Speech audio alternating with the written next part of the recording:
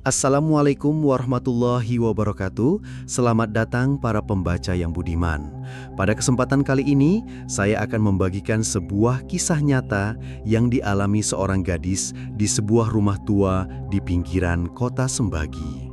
Rumah yang terlihat biasa ternyata berdiri berdampingan dengan perkampungan makhluk tak kasat mata. Mari kita simak bersama kisah mencekam ini, semoga menjadi pengingat bagi kita semua. Malam itu begitu sunyi, hanya terdengar detak jarum jam yang perlahan mengikis waktu. Di sebuah rumah tua yang berdiri di pinggiran kota Sembagi, seorang gadis bernama Rina sedang asyik berselancar di media sosial. Tangannya sibuk menggulir layar ponsel, matanya mulai terasa berat. Biasanya, Rina memang sengaja bermain ponsel hingga mengantuk agar tidurnya lebih lelap. Tapi malam itu berbeda. Tanpa ia sadari, rasa kantuk datang lebih cepat dari biasanya. Seolah ada yang memaksanya untuk segera memejamkan mata. Ketika malam semakin larut sekitar pukul 2 dini hari, Rina terbangun dengan rasa ingin buang air kecil. Tapi langkahnya terhenti di tepi tempat tidur. Ada keganjilan yang mengganjal di hatinya. Ia memandangi pintu kamar dengan ragu, menunggu ibunya yang tidur di kamar sebelah untuk terjaga. Biasanya, jika ibunya sudah bangun, Rina akan merasa aman untuk ke kamar mandi yang letaknya agak jauh dari kamarnya. Namun malam itu suasana begitu berbeda. Saat hendak turun dari tempat tidur, bulu kuduknya tiba-tiba berdiri. Ada perasaan tidak enak yang mengalir deras dalam tubuhnya. Dan saat itulah, ia melihatnya. Sosok aneh berjalan perlahan di depan pintu kamarnya. Sosok itu bungkuk, kurus, dan jalannya terseret pelan. Seakan-akan terbebani sesuatu yang berat. Rina tercekak, nafasnya memburu. Ia segera mundur, kembali ke atas tempat tidur, menggenggam ponsel dengan gemetar, mencoba menghubungi ibunya. Tapi anehnya, ponselnya tiba-tiba error. Layarnya beku, tombol-tombolnya tak merespon. Ia panik, tangannya terus menekan layar, berharap ponselnya bisa berfungsi. Namun sia-sia. Sementara itu, sosok bungkuk itu terus berdiri di depan pintu kamarnya. Cahayanya samar, namun cukup untuk menampakkan wujudnya yang membuat ngeri. Rina menutup tubuhnya dengan selimut, menggigil ketakutan. Ia membaca doa-doa dalam hati, berharap makhluk itu segera pergi. Tapi tidak seperti cerita kebanyakan. Makhluk itu tak kunjung menghilang meski Rina terus berdoa. Beberapa menit kemudian, sosok itu perlahan berjalan menjauh menuju ruang tamu. Dengan nafas tertahan, Rina memberanikan diri mengintip dari balik tirai. Ia tak melihat siapapun. Bergegas, ia lari ke kamar ibunya, membangunkannya dengan tubuh yang masih gemetar. Ia menceritakan apa yang ia lihat, tapi sang ibu, meski terkejut, tidak menemukan siapapun saat mereka bersama-sama memeriksa rumah. Sejak malam itu, gangguan demi gangguan terus menghampiri Rina. Tidak hanya dirinya, sang ibu pun akhirnya merasakan kehadiran yang aneh di rumah itu. Sosok-sosok yang tak seharusnya ada mulai menunjukkan diri, mengisi malam-malam mereka dengan teror yang sulit dijelaskan. Apa yang sebenarnya berdiam di sekitar rumah itu? Siapakah sosok bungkuk yang pertama kali muncul di hadapan Rina? Mengapa seolah rumah mereka begitu hidup di malam hari? Dan yang paling mengusik, apakah mungkin selama ini mereka hidup berdampingan dengan sesuatu yang tak kasat mata? Cerita Rina baru saja mulai. Rina, seorang gadis berusia 20 tahun, tinggal bersama ibunya di sebuah rumah sederhana di daerah Sembagi Timur. Sejak kakaknya menikah dan pindah rumah, Rina lebih sering menghabiskan waktu di rumah hanya berdua dengan sang ibu. Rumah itu tidak terlalu besar, namun memiliki banyak ruangan yang terpisah, termasuk 2 kamar mandi, 1 di dalam rumah, 1 lagi di bagian luar yang dulunya sering digunakan oleh almarhum ayahnya. Lingkungan sekitar rumah terbilang cukup tenang. Deretan rumah-rumah tua berdiri berdampingan dengan pekarangan yang luas dan pohon-pohon tinggi menjulang. Namun di balik ketenangan itu, beredar cerita lama yang sulit diabaikan. Konon, kawasan tersebut berada sangat dekat dengan perkampungan gaib. Beberapa warga setempat bahkan percaya bahwa jalanan kecil di samping rumah Rina menjadi jalur lalu lintas makhluk tak kasat mata. Meski sudah lama tinggal di sana, Rina dan keluarganya awalnya tidak terlalu mempercayai kabar itu. Mereka menganggapnya hanya mitos, cerita yang sengaja dibesar-besarkan agar anak-anak kecil tidak bermain terlalu jauh. Namun perlahan, setelah sang ayah meninggal dunia, Rina mulai merasakan perubahan yang tidak bisa dijelaskan dengan logika. Sejak sering tidur sendirian di kamarnya, Rina kerap mengalami perasaan tidak nyaman. Kadang, ia mendengar langkah kaki di lorong ketika malam sudah larut, atau suara kursi yang diseret pelan dari ruang tamu. Tapi ia selalu menenangkan diri dengan berpikir, mungkin hanya perasaanku saja. Ibunya, Bu Lastri, adalah sosok yang tegar. Meski usia sudah menginjak 50 tahun, Bu Lastri tetap kuat bekerja, mengurus rumah, dan berusaha menjaga agar Rina tidak terlalu larut dalam rasa takut. Namun, sesungguhnya Bu Lastri pun mulai menyadari bahwa rumah yang mereka tinggali menyimpan sesuatu yang ganjil. Setiap sudut rumah itu seperti menyimpan rahasia, suara-suara aneh, benda-benda yang tiba-tiba berpindah tempat, bahkan sesekali terdengar langkah kaki di atap tengah malam. Namun, semua itu mereka abaikan, berusaha tetap hidup seperti biasa, seolah tidak terjadi apa-apa. Rina sendiri adalah tipe orang yang cenderung cuek. Ia lebih suka menghabiskan waktu di dalam kamar, bermain ponsel, dan jarang bercerita tentang apa yang ia rasakan. Ia pikir, jika diceritakan pun, siapa yang akan percaya? Namun semua berubah sejak malam itu, malam di mana ia melihat sosok bungkuk yang berjalan perlahan di depan pintu kamarnya. Sejak kejadian itu, Rina mulai percaya bahwa mungkin selama ini mereka tidak benar-benar hidup sendirian. Mungkin benar apa yang dikatakan orang-orang, bahwa di tempat itu, manusia dan makhluk tak kasat mata hidup berdampingan, masing-masing dengan dunianya sendiri. Dan kini ketenangan rumah itu perlahan mulai retak. Sejak malam pertama Rina melihat sosok bungkuk itu, hari-hari di rumah tersebut tidak pernah lagi sama. Gangguan yang awalnya jarang, kini mulai terasa hampir setiap malam. Suara-suara aneh yang dulunya samar, kini terdengar semakin jelas. Sesekali terdengar langkah kaki di lorong ketika rumah seharusnya sunyi. Kadang suara orang menarik kursi, kadang seperti ada benda jatuh. Tapi saat dicari sumbernya, tidak ada apa-apa. Rina semakin sering tidur dengan lampu menyala. Ia takut. Ia mulai mengurung diri di kamar lebih awal, memastikan pintu terkunci rapat. Meski jauh di dalam hati, ia tahu pintu itu tidak akan mampu menghentikan apapun yang hendak masuk. Tapi malam yang menjadi titik awal segalanya adalah ketika Rina untuk pertama kalinya mendengar suara tangisan perempuan di luar jendela kamarnya. Malam itu ia belum bisa tidur. Ia masih asik bermain ponsel, tertawa kecil saat mengobrol dengan temannya lewat pesan suara. Hingga tiba-tiba dari luar jendela terdengar suara lirih seorang perempuan menangis. Awalnya Rina mengira itu hanya suara dari rumah sebelah. Tapi tangisan itu semakin lama semakin dekat, semakin jelas hingga terdengar tepat di balik jendela kamarnya. Rina mematung. Jantungnya berdegup kencang. Ia memberanikan diri untuk mengintip dari balik tirai.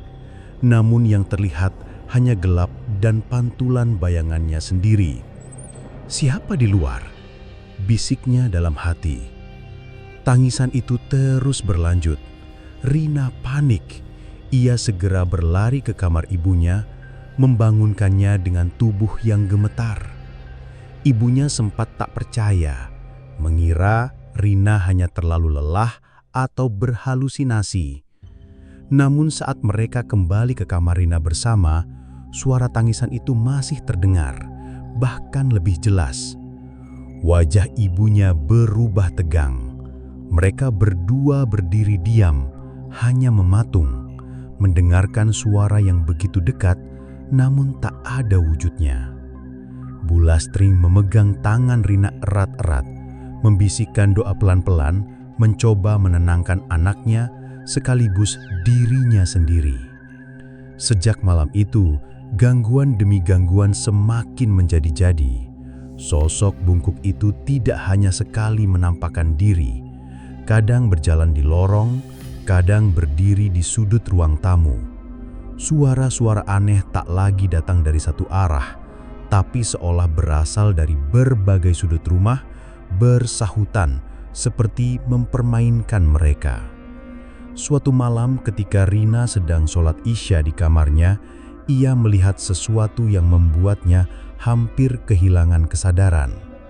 Di tengah-tengah sujud, dari celah bawah tirai, ia melihat sepasang kaki pucat berdiri diam. Rina tercekak, tubuhnya kaku antara ingin segera menyelesaikan sholat atau berlari keluar kamar. Ia memilih menyelesaikan sholat secepatnya, meski pikirannya berkecamuk dan hatinya dipenuhi rasa takut. Ketika selesai, ia langsung memberitahu kakaknya yang kebetulan sedang menginap. Namun saat mereka memeriksa bersama, sosok itu sudah tak ada. Peristiwa demi peristiwa itu semakin mengikis ketenangan mereka. Bahkan Bulastri pun mulai sering mengalami kejadian aneh. Seperti ketika ia sedang sholat tahajud, tiba-tiba terasa seperti ada yang meniup telinganya dari belakang. Malam-malam mereka menjadi penuh kegelisahan, penuh waspada. Seakan-akan setiap sudut rumah tak lagi aman. Bukan hanya di rumah, gangguan itu mulai terasa hingga ke lingkungan sekitar. Tetangga-tetangga pun mulai bercerita tentang kejadian serupa. Ada yang melihat sosok perempuan duduk di atas sumur tua di halaman belakang. Ada yang mencium bau busuk menyengat di dekat gang kecil sebelah rumah. Bahkan, seorang anak pernah melihat makhluk tinggi besar melintas di dekat pagar. Rina mulai menyadari gangguan ini bukan lagi hal sepele. Ia mulai merasa bahwa rumah mereka bukan hanya tempat tinggal manusia, tapi juga dihuni oleh sesuatu yang tak kasat mata. Sejak itulah, keseimbangan hidup mereka mulai terganggu. Mereka tak lagi hidup sendiri. Mereka sedang berbagi tempat dengan yang tak terlihat. Seiring berjalannya waktu, gangguan-gangguan di rumah Rina semakin sering dan semakin nyata. Tidak hanya berupa suara atau bayangan, kini gangguan itu mulai berani menampakkan wujudnya secara utuh dan terang-terangan. Suatu malam, Rina dan kakaknya yang kebetulan sedang menginap tengah asik mengobrol di kamar. Mereka sengaja membuka tirai jendela agar udara malam yang sejuk masuk. Dari jendela itu, terlihat jelas rumah tetangga sebelah yang temboknya hanya berjarak beberapa meter. Saat tengah tertawa kecil, mata Rina tiba-tiba menangkap sesuatu. Ada sosok putih berdiri di halaman rumah sebelah, tepat di bawah cahaya lampu teras yang temaram. Awalnya ia mengira itu hanyalah kain yang tertiup angin. Tapi semakin lama diperhatikan, kain itu bergerak perlahan, lalu memanjang seperti rambut yang terurai. "Mbak, itu apa?" Suara Rina tercekat. Kakaknya menoleh ke arah yang sama, lalu terbelalak. "Astagfirullah. Yun, tutup jendelanya, tutup sekarang!" seru kakaknya panik. Sosok itu perlahan mengangkat wajahnya. Rambutnya panjang dan tergerai kusut, kulitnya pucat, dan matanya kosong menatap ke arah mereka. Rina dengan cepat menutup tirai dan menarik kakaknya keluar dari kamar. Mereka lari menuju kamar ibu. Napas mereka tersengal, keringat dingin membasahi tubuh meski malam begitu dingin. Malam-malam berikutnya, suara-suara aneh semakin sering terdengar. Kadang seperti langkah kaki yang berputar-putar di lorong. Kadang suara tangisan perempuan yang datang dari dekat sumur belakang.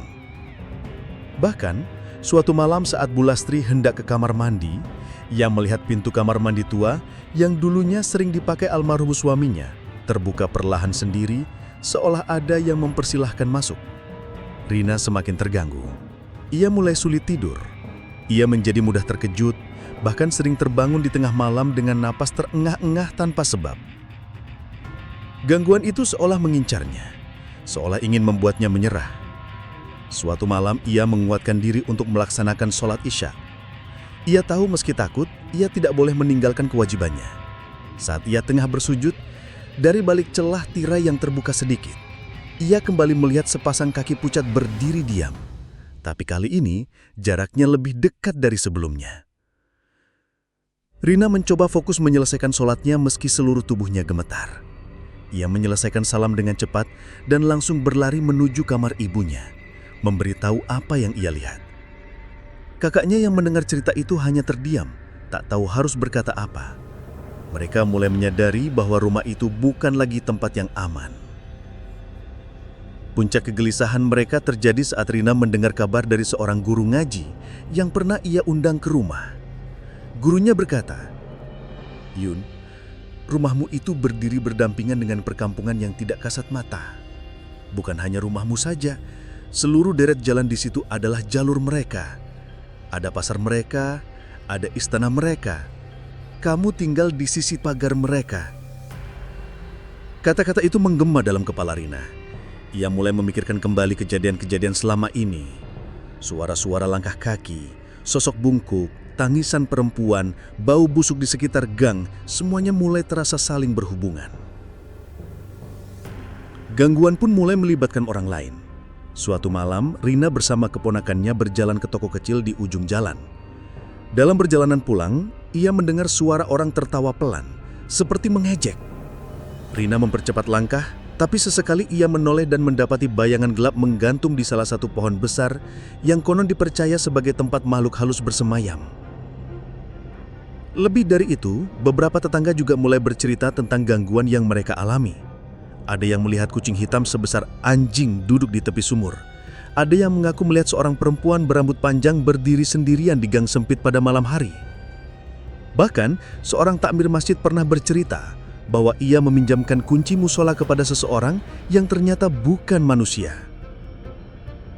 Kejadian-kejadian itu seperti membentuk lingkaran yang tidak pernah putus. Setiap malam selalu ada kejadian baru. Setiap cerita selalu mengarah pada satu kesimpulan. Tempat itu bukan hanya tempat tinggal manusia. Rina mulai merasa terperangkap di rumahnya sendiri. Ia takut tapi tidak mungkin meninggalkan ibunya. Ia ingin keluar, ingin pindah, tapi keluarga mereka tidak memiliki pilihan lain. Ini adalah rumah yang sudah mereka tempati setahun-tahun. Apapun yang menghuni tempat itu, tampaknya tidak ingin mereka pergi. Dan yang lebih menakutkan, makhluk-makhluk itu seolah mulai akrab dengan keberadaan Rina. Mereka tidak lagi bersembunyi. Mereka mulai menunjukkan diri tanpa ragu, seakan ingin Rina tahu bahwa mereka ada dan mereka selalu memperhatikannya. Gangguan yang selama ini menghantui Rina dan keluarganya akhirnya mencapai puncaknya pada suatu malam yang tak akan pernah ia lupakan. Malam itu udara terasa lebih dingin dari biasanya. Langit tampak kelabu dan hujan rintik-rintik membasahi halaman depan rumah. Rina yang sedang berbaring di kamarnya tiba-tiba dikejutkan oleh suara ketukan pelan dari pintu ruang tamu. Bukan sekali, tapi 3 kali. Perlahan, teratur, dan terdengar berat, seperti diketuk oleh tangan yang lemah namun memaksa. Awalnya Rina mengira itu suara tetangga. Tapi ketika ia mengintip melalui celah tirai, tak ada seorang pun di luar sana. Jalanan sepi dan udara semakin menusuk tulang. Tak lama setelah itu, ketukan terdengar lagi. Kali ini lebih keras, lebih mendesak. Rina menelan ludah. Ia menguatkan diri untuk keluar dari kamar dan membangunkan ibunya yang sudah tertidur di kamarnya. "Bu, ada yang ketuk pintu, Bu," bisiknya sambil mengguncang bahu ibunya. Dengan mata yang masih setengah tertutup, Bu Lastri bangkit dan mengikuti Rina menuju ruang tamu. Tapi sebelum mereka sampai di sana, pintu depan terbuka sendiri perlahan dengan suara berderit panjang yang membuat bulu kuduk mereka meremang. Tak ada angin, tak ada siapa-siapa di depan sana. Ibu dan anak itu saling berpandangan. Mereka mundur perlahan, menahan nafas, mencoba menenangkan diri. Namun tiba-tiba dari arah kamar mandi belakang terdengar suara orang berbicara. Suaranya pelan, seperti berbisik, tapi jelas terdengar memanggil nama Rina berulang-ulang. "Rina! Rina! Kesini!" Rina gemetar. Tubuhnya lumai tapi ia mencoba menguatkan diri. Ia memejamkan mata dan mulai membaca doa-doa yang selama ini diajarkan gurunya. Namun suara itu semakin dekat, seolah berada tepat di belakangnya. Ibu Rina menarik tangan anaknya, mengajaknya masuk ke kamar dan mengunci pintu rapat-rapat. Mereka berdua berjongkok di pojok kamar, memeluk lutut, membaca ayat-ayat suci dengan suara bergetar. Tapi malam itu seakan tak memberi mereka celah untuk merasa aman. Dari balik pintu, terdengar suara langkah kaki mengelilingi kamar mereka, suara tarikan nafas panjang, dan bisikan samar yang seolah mengintai mereka dari celah kunci. Ketika rasa takut sudah mencapai puncaknya, tiba-tiba suara tangisan yang sangat keras menggema dari arah sumur belakang rumah. Tangisan itu terdengar pilu, panjang, dan seolah berisi kemarahan yang terpendam. Rina dan ibunya hanya bisa saling berpelukan, gemetar dan menangis dalam diam. Tiba-tiba lampu kamar mereka padam. Rumah menjadi gelap gulita. Dalam kepanikan, Rina mencoba meraih ponselnya, tapi layarnya tiba-tiba gelap, tak mau menyala. Ponsel ibunya pun sama. Semua alat elektronik di rumah seolah mati secara bersamaan. Dari kegelapan terdengar suara langkah kaki perlahan mendekat. Langkah itu berhenti tepat di depan pintu kamar mereka. Tok, tok, tok. Rina. Suara itu berat namun memanggil namanya dengan begitu jelas, seolah sudah mengenalnya lama. Tanpa sadar air mata Rina jatuh. Ia sudah tidak tahu lagi harus berbuat apa. Tubuhnya kaku, bibirnya bergetar melafalkan doa yang terputus-putus. Sang ibu mencoba menenangkan, meski ia sendiri tak mampu menyembunyikan ketakutannya. Tiba-tiba terdengar suara pintu kamar mereka diketuk keras. Tok, tok, tok. Disusul dengan suara hentakan kaki yang terdengar seperti seseorang yang berlarian di dalam rumah. Suara-suara itu semakin liar, semakin gaduh. Terdengar seperti banyak orang berlarian, tertawa, menangis dan berteriak. Tapi tak ada seorang pun yang terlihat. Semua hanya suara. Malam itu Rina merasa benar-benar berada di batas kekuatannya. Ia merasa di ujung kehancuran mental. Rasa takut yang menumpuk selama ini seolah meledak bersamaan memenuhi setiap sudut pikirannya. Ia sudah tidak bisa membedakan lagi mana yang nyata dan mana yang bukan. Dalam keputusasaan, Rina menjerit sekeras-kerasnya sambil menutup telinganya. Ia tidak peduli lagi. Ia ingin semua ini berhenti. Ia ingin semua ini hilang. Dan saat itulah semua suara mendadak lenyap. Hening. Tak ada lagi suara ketukan. Tak ada lagi langkah kaki. Tak ada lagi tangisan. Hanya suara hujan yang perlahan turun di luar rumah. Rina dan ibunya masih berpelukan erat. Tubuh mereka basah dengan keringat dingin. Nafas mereka memburu, jantung mereka berdegup keras. Mereka tak tahu apa yang sebenarnya terjadi. Mereka tak tahu makhluk apa yang selama ini menghantui mereka. Tapi malam itu, untuk pertama kalinya, mereka benar-benar dihadapkan pada teror yang paling nyata. Malam itu menjadi titik balik bagi mereka. Mereka sadar, tempat yang selama ini mereka sebut rumah, ternyata bukan hanya milik mereka. Setelah malam penuh teror itu, Rina dan ibunya tidak lagi bisa memandang rumah mereka dengan cara yang sama. Pagi harinya, mereka duduk berdua dalam keheningan, menyadari bahwa ketakutan yang selama ini mereka coba abaikan ternyata benar-benar nyata dan jauh lebih besar dari yang mereka bayangkan. Ibu Rina yang selama ini selalu mencoba kuat, akhirnya memutuskan untuk meminta bantuan. Ia menghubungi guru ngaji yang pernah datang ke rumah mereka, seorang yang sudah dikenal mampu menangani kejadian-kejadian di luar nalar. Siang itu, guru ngaji bersama beberapa orang yang ia percayai datang ke rumah mereka untuk membantu. Begitu tiba di depan rumah, guru ngaji itu terdiam lama. Ia memandang sekeliling, seperti merasakan sesuatu yang tidak kasat mata. Dengan suara berat, ia berkata, "Rumah ini tidak sendirian. Kalian hidup berdampingan dengan tempat yang bukan milik kita." Ia meminta izin untuk berkeliling rumah. Ia menelusuri setiap sudut, memeriksa halaman, lorong, dan terutama sumur tua yang berada di belakang rumah. Di sanalah ia berhenti paling lama. Dengan lirih, ia berucap, "Sumur ini bukan sumur biasa. Disinilah jalur mereka, disinilah pintu mereka.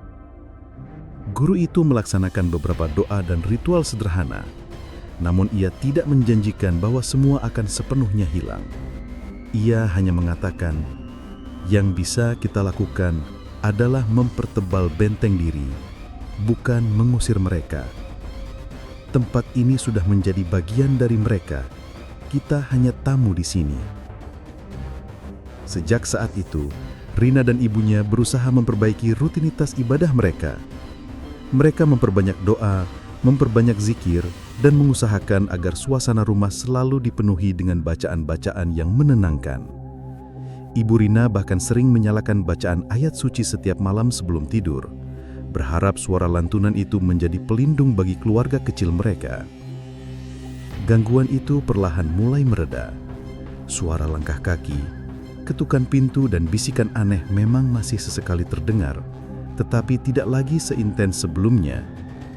Mereka seolah mulai dibiarkan untuk hidup berdampingan, selama mereka menjaga batas dan tidak mencoba mengusik. Namun Rina tahu, ia tidak akan pernah bisa benar-benar merasa aman. Kadang ketika ia terbangun tengah malam, ia masih mendengar suara lirih memanggil namanya dari kejauhan.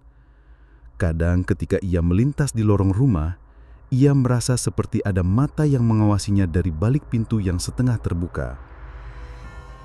Ia tahu, meski tidak selalu menampakkan diri, mereka masih ada. Mereka tidak pernah benar-benar pergi. Mereka hanya memberi jarak.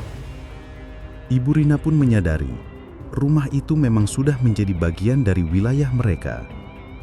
Mereka hanya bisa bertahan dengan memperkuat keimanan, memperbanyak doa, dan menerima bahwa kehidupan ini memang tidak sepenuhnya milik manusia saja. Setiap malam, Rina menatap langit-langit kamarnya sebelum tidur, mengingat semua kejadian yang telah ia alami. Ia belajar untuk hidup bersama rasa takut, belajar untuk menerima bahwa rumah yang ia tinggali bukan sepenuhnya rumahnya. Ia hidup berdampingan dalam batas-batas yang tak tertulis. Dan meski sekarang keadaan mulai tenang, Rina tahu tempat itu tidak akan pernah benar-benar sepi. Mereka masih ada, menunggu dalam diam. Waktu berlalu. Rina dan ibunya perlahan mulai terbiasa dengan kehidupan yang mereka jalani, meski bayang-bayang masa lalu tetap membekas kuat dalam ingatan. Mereka hidup seperti biasa, menjalani hari dengan rutinitas sederhana, seolah-olah semua yang pernah terjadi adalah mimpi buruk yang perlahan memudar. Namun jauh di dalam hati, Rina tahu, mimpi itu tidak pernah benar-benar usai. Ia hanya berubah wujud, menjadi kenangan yang diam-diam terus mengintai dari sudut-sudut rumah. Setiap sore, Rina duduk di teras sambil menyeruput teh hangat, memandangi jalan setapak di depan rumah yang sering dilewati anak-anak kecil bermain. Ia memperhatikan mereka dengan tatapan kosong, seolah membayangkan siapa yang benar-benar bermain di sana. Apakah hanya manusia, ataukah ada yang lain yang ikut berbaur, tak terlihat, tak terasa? Pelan-pelan, ia menyadari sesuatu yang selama ini tidak ia pikirkan. Sejak awal, ia memang tidak pernah benar-benar sendirian. Mereka sudah ada bahkan sebelum ia lahir. Mereka tidak datang karena diundang. Mereka tidak mengusik tanpa sebab. Mereka hanya hidup di sisi yang berbeda. Kadang terlihat, kadang tidak. Apa yang dialami Rina dan ibunya meninggalkan pelajaran yang dalam, bahwa tidak semua tempat bisa sepenuhnya kita miliki. Ada ruang-ruang yang bukan untuk manusia, ada wilayah-wilayah yang tidak seharusnya kita sentuh, meski berada tepat di halaman rumah kita sendiri. Rina juga belajar bahwa ketakutan bukan untuk dihindari, melainkan untuk diterima. Ia tidak lagi mencari cara untuk mengusir mereka. Ia hanya berusaha hidup berdampingan, menghargai batas yang tidak terlihat, menjaga adab di tempat yang ia tahu bukan sepenuhnya miliknya. Namun meski sudah berusaha berdamai, tetap saja ada malam-malam tertentu yang terasa berbeda.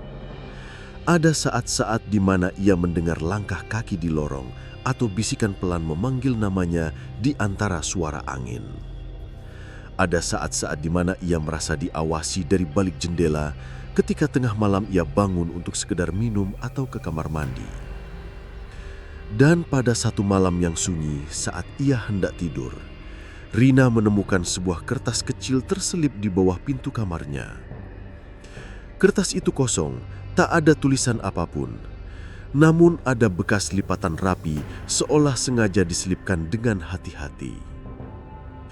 Rina memungutnya, memandanginya lama, lalu tersenyum tipis. "Baiklah," gumamnya pelan, seolah sedang menjawab sesuatu. Malam itu, ia tidur lebih cepat dari biasanya tanpa rasa takut. Ia sudah menerima bahwa rumah itu bukan hanya miliknya. Ia sudah memahami mereka yang tak terlihat mungkin hanya ingin mengatakan, "Kami di sini, kami tidak pernah pergi."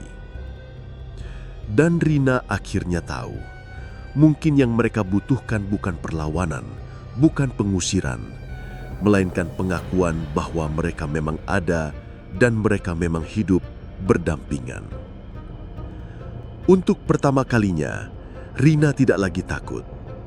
Ia hanya memejamkan mata dan membiarkan mereka tetap menjadi bagian dari rumah itu, bagian dari hidupnya. Karena sejak awal, mungkin memang begitu adanya. Demikianlah kisah ini berakhir. Semoga cerita ini menjadi pelajaran bagi kita semua, bahwa tidak semua tempat bisa kita kuasai sepenuhnya. Ada ruang-ruang yang bukan untuk manusia. Ada wilayah-wilayah yang tidak seharusnya kita sentuh, meski berada tepat di halaman rumah kita sendiri. Tetaplah waspada dan perbanyak doa. Wassalamualaikum warahmatullahi wabarakatuh.